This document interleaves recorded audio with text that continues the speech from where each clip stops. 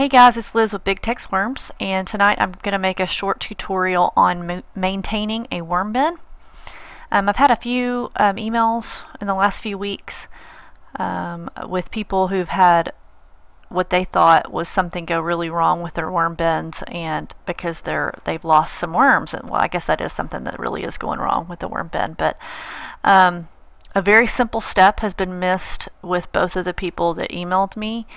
And I wanted to just make a quick reminder tutorial on how to avoid the mistakes that they're seeing.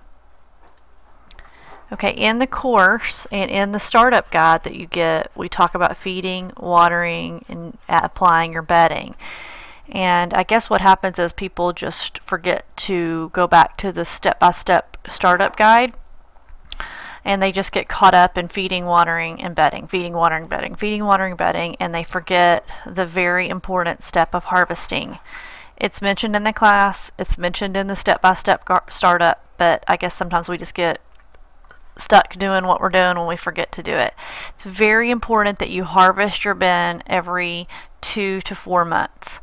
Every 60 to 90 days you must harvest your bin. If you don't harvest your bin, the worms will self-regulate.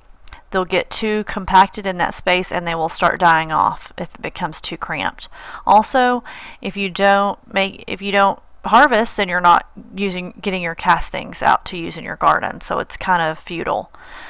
So every 2 to 4 months you must harvest your bin.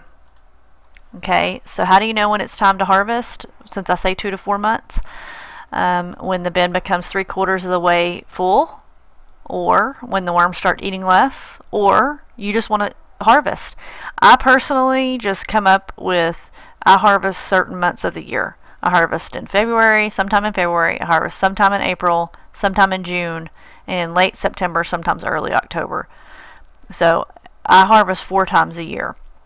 I'm just on a regular harvesting schedule. Basically in February, the first time it gets a little bit warm, I harvest. And then a couple months later, when I see that they're not eating quite as much, I harvest, and I do that. So it's very important that you harvest regularly. How do you harvest? Go back to that online class. It's all in there.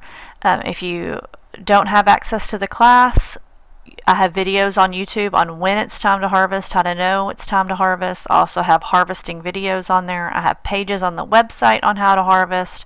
You can come to the Yahoo group and talk to people about their favorite harvesting techniques. I'll be honest with you, harvesting is my least favorite part of worm composting.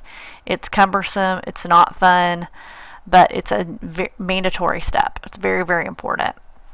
So when you finish harvesting, remember you need to store your castings in an opaque bin and keep them moist until you use them. I personally store my castings in 5-gallon buckets. That way it's easy for me to carry out to my garden to use or to go make my worm tea. So that's how I store mine. So that's it. Just remember to harvest. Basically this whole tutorial was just reminding you guys harvesting is very important. Keep up the good work. Happy worm farming, and if you have any requests for tutorials or videos, please send me an email. I would love to help you guys out. Bye-bye.